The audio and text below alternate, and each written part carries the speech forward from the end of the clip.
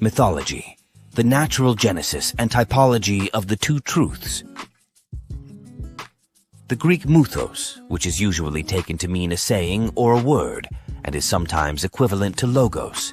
In consequence, mythology has been declared to have originated in mere sayings, the clue to which was lost before mythology proper could have existed. For it has been affirmed by Max Muller and maintained by his followers that the radical meaning and primitive power of certain words and sayings must be obscured or lost for them to become mythological, and that the essential character of a true myth consists in its being no longer intelligible by a reference to the spoken language. Such teaching of comparative mythology is the result of its being limited to the Aryan area, and if the myth be no longer intelligible in the later languages, we must look for it in the earlier.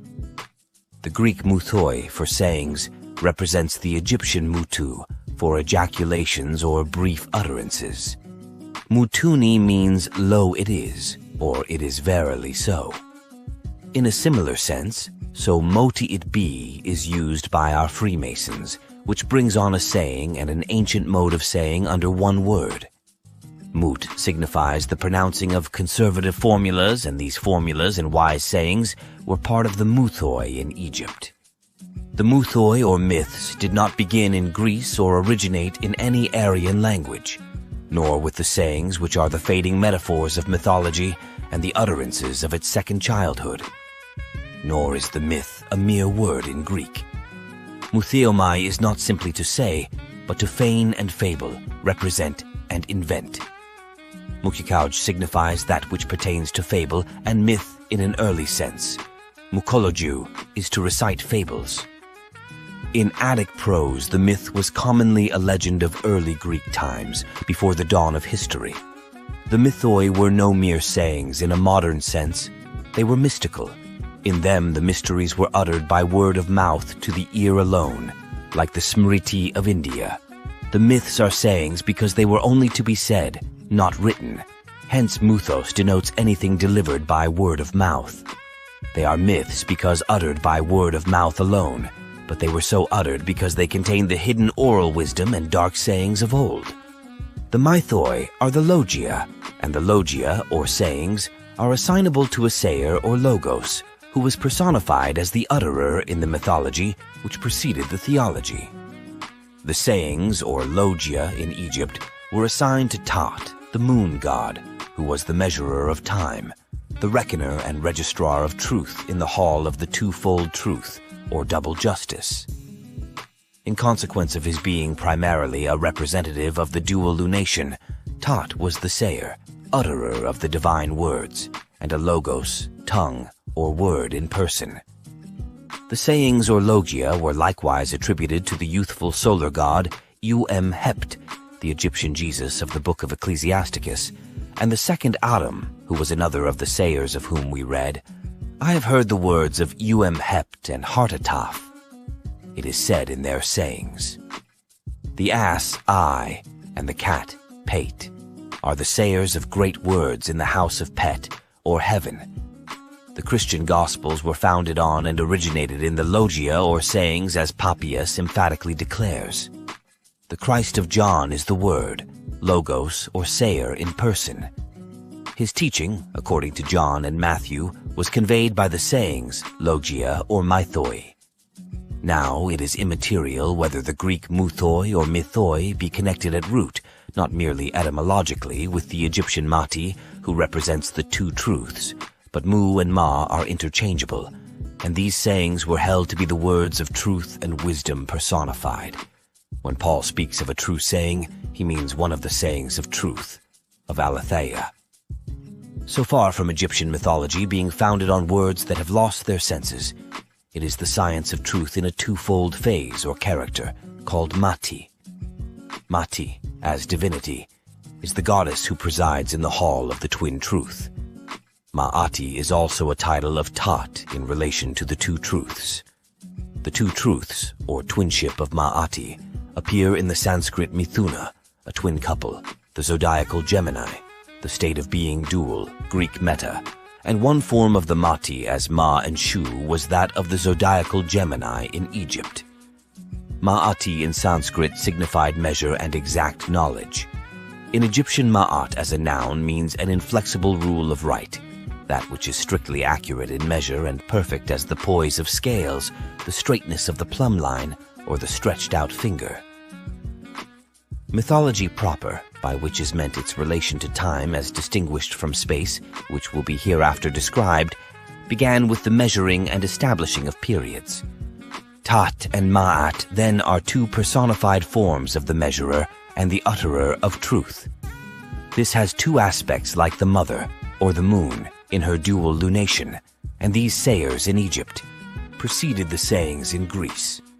Moreover, myth and logos are interchangeable in Greek, and one sense of the word logos is a true narration. As it is said in the Gorgias, the fable differs from logoi, because the latter is true. Thus, the logos or myth is identical with the Maat-Kheru or true word of the Egyptian theosophy, the word that was made truth when impersonated in the god Heru Maat-Kheru. It is now intended to show that mythology is at root the science of the two truths of Maati, which are at the foundations of Egyptian thought and expression. For instance, the moth is a perfect type of Maati on account of its transformation from the grub. Mato in Finn is the grub or worm, Mato, lap, the caterpillar or grub, Mathu, Gothic, a worm. In English, the moth is the winged worm, sometimes called a soul in the second of two phases. Ma'ati may denote water and breath, decay and renewal, a pair of feet, the two waters, the two solstices, the double lunation, the twin lion gods, light and shade, menstruation and gestation, wet and heat, the circle and cross, in the knot or ankh, the collar and counterpoise, the house of the two truths, or any other type of twinship in which the beginning at first bifurcated. For it may be affirmed generally that all veritable beginning in typology, mythology, numbers, and language can be traced to the opening of a oneness which divides and becomes dual in its manifestation. So far as the evidence reaches back, all beginning is synonymous with opening. In Egyptian, to found is to open. In Maori and Mangayan, to being in Tupu is to open as the bud and flower. So the place of opening is the Tef, the tuba in Kafir, and the earliest ascertainable human thought was related to opening. Night opened the starry heaven. The black cloud opened with its quivering assegai of the lightning. Darkness opened into day. The mother opened to give birth. The child opened into the woman or man at puberty. The male opened the female. The eye opened for seeing, the ear for hearing. The nostrils opened with the breath of life. The mouth opened to utter forth. Hence the mouth and mother are one by name. In the act of opening, things became dual, and this was the bifurcation signified by the Kamite, two truths of all beginning. Max Müller asserts that, as soon as Suryas appears as a masculine form, we are in the very thick of mythology. That is, as soon as sex is distinguishable in words. Nay, but we are caught in the thicket before language was sex-denoting at all, and it is at that stage we have to read some of the hardest riddles of the Sphinx of mythology. The Khoisan, amongst other languages, reaches back to that stage. Thou son of a red she-bull is a Khoisan address to a hero. This agrees with the bull called Sothis at her time. Language had but one name then for the beast of both sexes. So Nin, in the Assyrian, denotes both the lord and the lady, because Nin, or Ninu, was the name of the child, the English ninny, and the child was named before the two sexes were distinguished by different terminals. Nin for the child was not a sex-denoting word, and the child so named might be of either, and so far as the type goes, of both.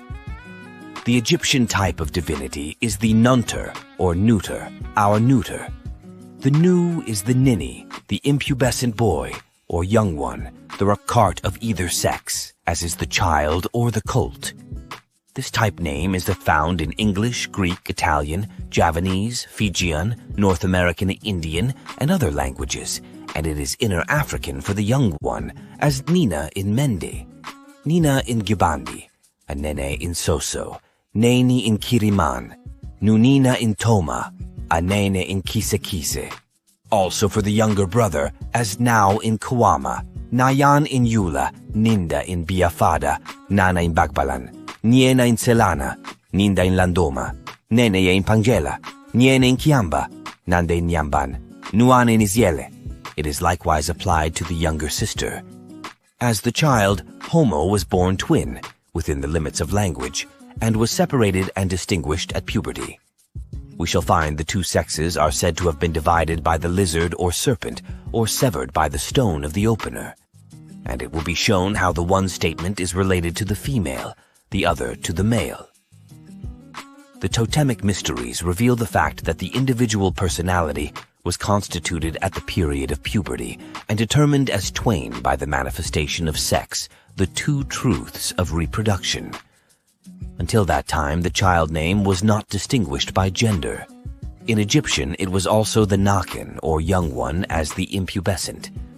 Nach denoted pubescence or virile power, which the terminal and negatives. Nicholas, the good genius of children, who was always a child himself, is the Nakin, or Nachlas. The Anak in Malay, Salayer, and Javanese is the child in the same sense. Nakin reappears in the Sanskrit Nagna, and Nagnaka for the girl who is yet impubescent, and on that account allowed to go naked. In Zulu, Nguna means to be quite naked, or to expose the person, and in English Nakni is to make naked. The naked were the impubescent, those who did not need to be clothed. Hence the two classes in the Hall of Two Truths, the good and the evil, are called the clothed and the unclothed, in accordance with this simple origin of the typology.